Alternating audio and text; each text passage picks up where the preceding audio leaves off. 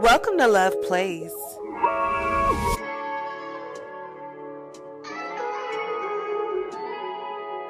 Hey y'all, it's K today to the Camille, and I'm here with my girl. Molly Tsunami. What's up, y'all? How y'all doing today?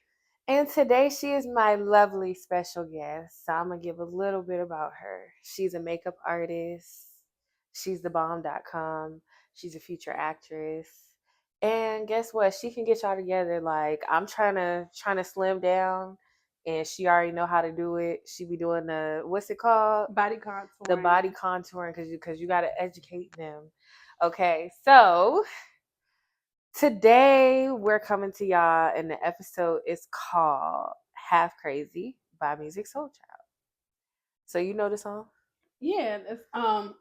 So my mind's gone half crazy because I can't leave You you. Can't get you alone. out of my system. Okay. Yeah, Okay. yeah, I know that one. All right. So if you know the song, who remade the song? Uh, no one. I thought it was over.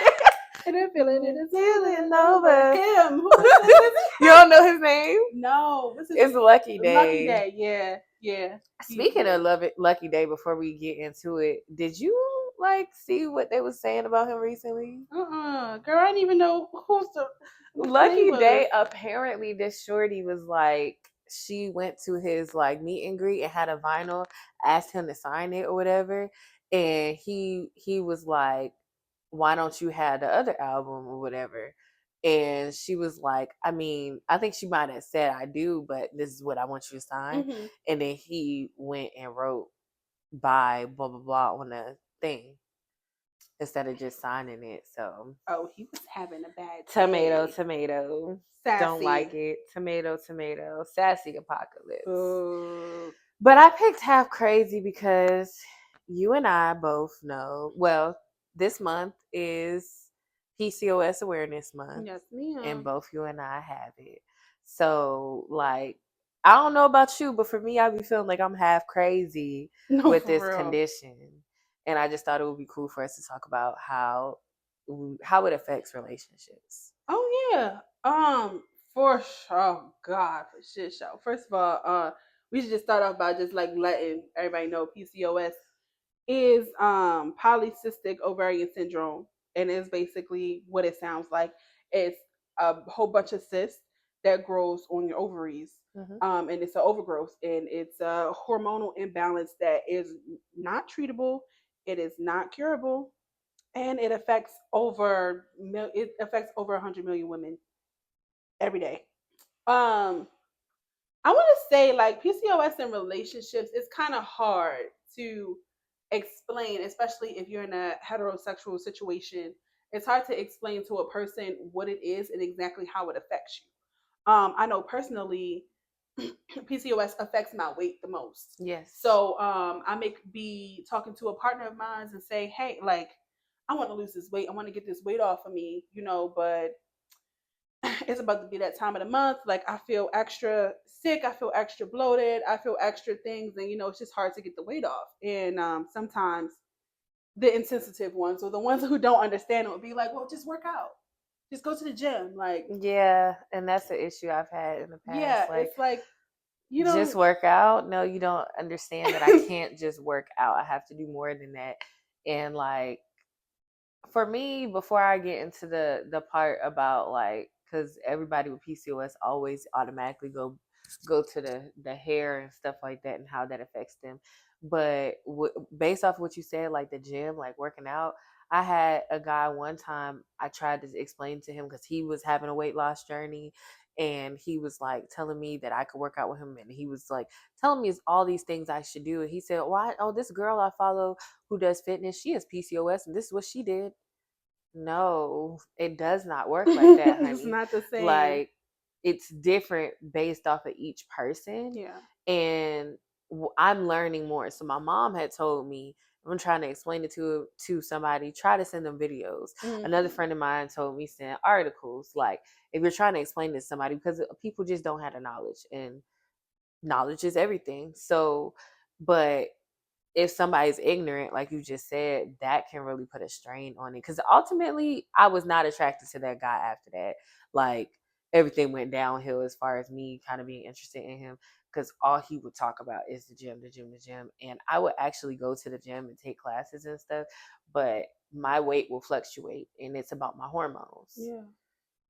And that being balanced. And it's also about like the things that it makes you take relationships more seriously as well, because you know that you're kind of on a clock when it comes to reproductive situations. Like, you're not going to play around with someone if someone was like, okay, look, let's start to make the steps to go ahead and have a child. Like, it's not going to be, well, it could be an accidental thing, but it's not going to be a thing where it's like, okay, this just happened. Like, no, you have to commit yourself to it. You got to get your hormones in check. You got to change your diet. It's so many things that you have to do.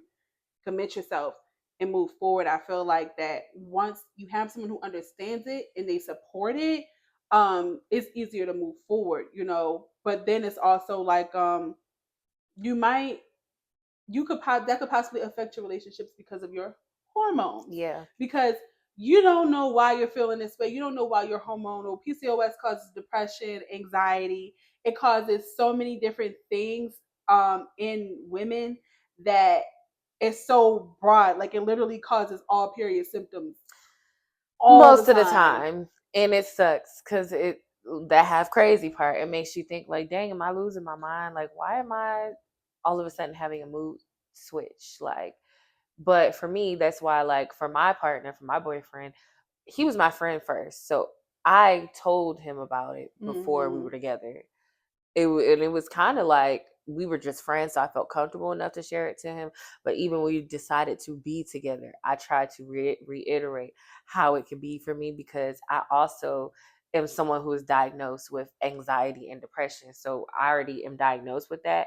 The PCOS amplifies it because it causes those things. So on a day-to-day basis, it can be kind of difficult to navigate a relationship if you don't have a partner that can be understanding.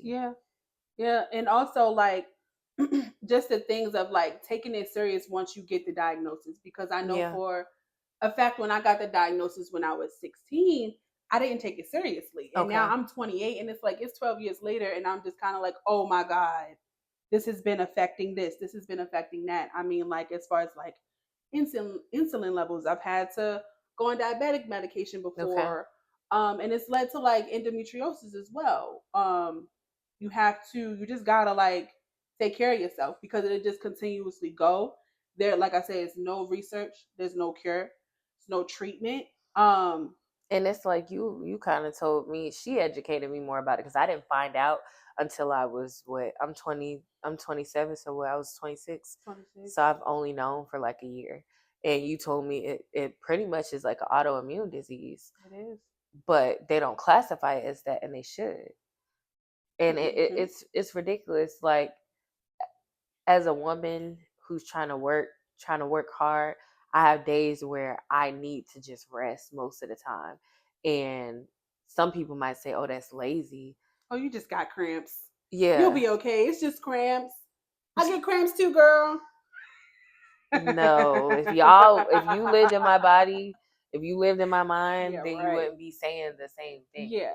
And like, so what about the insecurities as far as like facial hair? Have you experienced that before? Yeah. Oh my gosh, the insecurity. I mean, like, now because I'm older, I can always say like the girls with the mustaches got the coon coon, you know what I'm saying? But it is like it's hard, because it's just like every day you're just like, okay, I have this situation and I got hair growing here, I have hair growing here, I got hair growing out of my knuckles, like what the hell, like for real. And you sit there and you're like, am I not a woman? Like, you know how those things in your mind just go, like, am I less of a woman? Am I not a woman? What can I do to make myself more feminine? Because even if you could be all dolled up, you're gonna look at yourself and be like, oh my God, I see my mustache. Like, oh my gosh, I see, my facial hair. So it is like that's still kind of hard for me. You know what I'm saying? Because I do shave my face. I do pluck the hairs off my face. And sometimes I feel so insecure about it. I just be like, look, I'll be like, I don't care how my entire body Oh looks, like my yeah, entire fit looks. I don't care how I look today yeah. because of that one thing. So yeah. I I'm not gonna say no names because yesterday when I did my episode yesterday, somebody made me. Well, nobody can make me do anything, but I name dropped a little bit. But I'm not gonna say names today. But she knows, when I was having my fun last year when I was single and stuff. There was one person, there was number one, there was number two. Yeah, okay. So number one, because we got a little cold, and my friends they know. Number one, like had grabbed my face like this and I freaked out. Like Froze. I didn't freak out. Like I didn't say nothing, but yeah, froze because for me, like it will come all the way here. Now today, I used that little spray from the TikTok shop, Mm-hmm. and I, sprayed my face and got the hair. Like it makes a difference, So it can be a little nerve wracking. I remember telling my boyfriend, like I told him, I said I don't like when people like touch my face because of that, and I feel disgusting. He said, "You don't look disgusting." I said, "Well, Yeah. that's how I feel." And he said, "I'm just going to tell you, you don't, you know." Oh. But that didn't stop me from still, you From know what I'm feeling how saying? you From still feel. feeling that way. Yeah. But it's good to have somebody that's supportive. But you gotta like love yourself. I feel like in this process, and then like the part about the time limit and stuff like that. I don't want to believe it's a time limit, but I do believe that you have to plan it out if you want Yeah. kids. I want kids, and I'm seeing friends have kids now, and I'm like, oh dang, like it makes me like, what?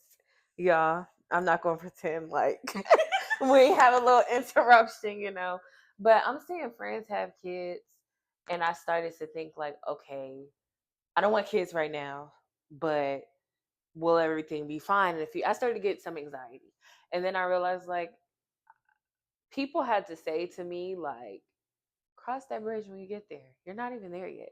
You don't even want a kid right now. Yeah. Like, yes, I'm gonna do what I need to do for my PCOS. What I do is I take Vitex. That's what my doctor told me to take, and I take it. I'm trying to do a 2 months on, 2 months off because it does make you fertile, and also because like sometimes it's supposed to give you enough hormones to balance you out, but sometimes it will give you more like estrogen, and sometimes too much estrogen is not good. So I do that, but also eating right, like and eating right for you. So what something that I want to do within the next year, hopefully, on my vlog y'all can catch this, is that I want to go to a dietitianist or a Mm-hmm. dietitian or a nutritionist. And this was a suggestion based off of some videos I found and sent to my dad. And he was like, people with diabetes go to nutritionists. That like we found a video where it was saying that people with PCOS do, and they find something that works for them. Yeah. That's what I want to do, Yeah. and still doing stuff, exercising, because yes, exercising helps, but it's not the end all be all. It's Yeah. about the diet, it's about the hormones. It's Like a I whole literally have to lifestyle take change. something for my hormones. Yeah. And for me, I'm more on the natural side. So no, I don't do birth control. And I didn't qualify for the diabetic medicine. So Mm-hmm. that meant that I had to go either the birth control route or the You ain't natural missing route. nothing, girl. Because let me tell you about that metformin. Listen, if you have PCOS, endometriosis, fibroids, whatever, metformin is just not the answer. Like it doesn't do anything. It's a diabetic medication. So this is what I'm saying. There's no cure, there's no treatment, so they're just kind of just throwing meds out there. You know what I'm saying? Like metformin and certain birth controls. Like just make sure you get your levels, because Yeah. doctors are going to suggest birth control based on the fact that you're going to say that you don't want to have children. But they're not going to check your hormones. They're not going to check your levels. They're not going to check if you have more estrogen, more progesterone, more testosterone in your system. So if you get on a birth control pill and it's not right for your system, it's not necessarily going to be an issue with it working.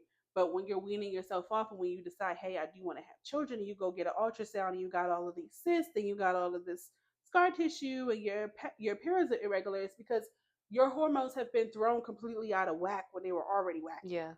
So just have to be careful and make sure that you go to a physician that's going to listen to you. Like especially if you're a Black woman. And this is not just, I love all women, but just especially if you're a Black woman, just simply because Yeah. of how How we're treated. we're treated, Yeah. especially when it comes to matters of reproductive systems and us reproducing. It's a lot of experimentation going on. So just advocate for yourself. If you feel like your periods are irregular, if you feel like your cramps are more than what you normally had, go see somebody about it. Like, Yeah. you're not complaining too much. You're not going crazy. You have a voice. Your uterus has a voice, and you got to start using it, because we're the only ones who have them. Got to use your voice. You have to. Now, I'm going to end this off on, I'm going to let you go first. Tell the people, not that face, like, why I got to go first. What is a tip that you have as far as relationships with PCOS? What is something that you would suggest to help navigate for that? Just be open and be honest. Don't be ashamed, because it's just like having any other medical condition. It's like having asthma, it's like having diabetes, it's like having a previous addiction. It's like having a sickness. You have to be honest with your partner, you have to be transparent, and you have to also put in the work. But in a relationship, you're more than likely going to have to educate that person 100% about what is going on. And don't be mad at them if they may be ignorant at first. Just educate them, and you know shave your face. I would say get some help. Like, do what you need to do as far as like taking your medicine or whatever you need to take for it. And get like a therapist. Like, you need help. You need some kind of guidance, some kind of counseling, because sometimes in the past, I would say I could be toxic. I don't know about you, but Yeah. I could be really toxic, or I just wasn't understood. And that's the thing. Like, I think some people counted me out because they didn't understand me, Yeah. and they assumed that I would be this way or be that way, instead of just knowing that I'm this person.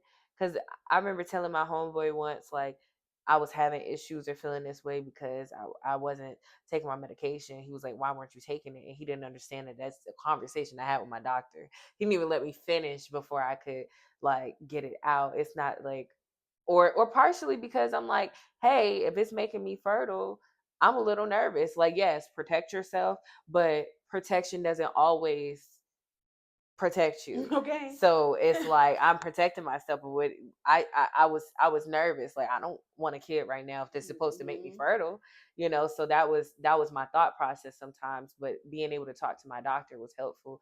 And then, like, if I wasn't okay, people, men or people in relationships sometimes will invalidate you.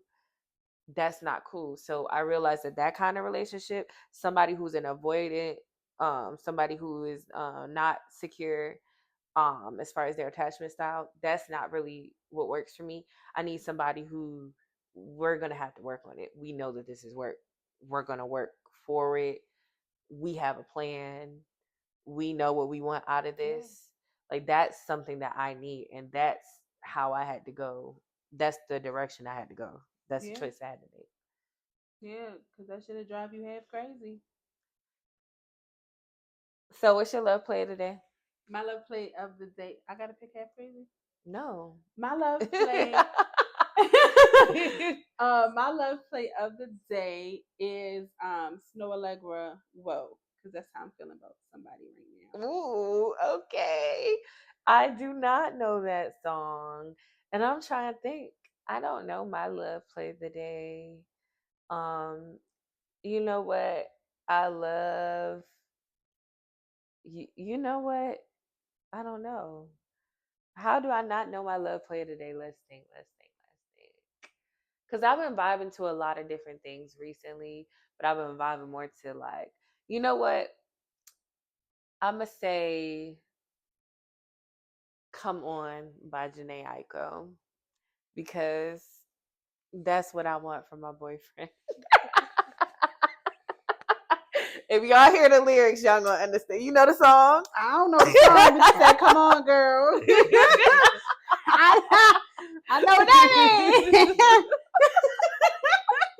So yeah, that's my love play of the day. And see you next time. If you're somebody who has PCOS, know that you have a village, you have support. If you have any questions for us, you can DM us. Thank you. Love you. Got the other half. Boom. Like a peach.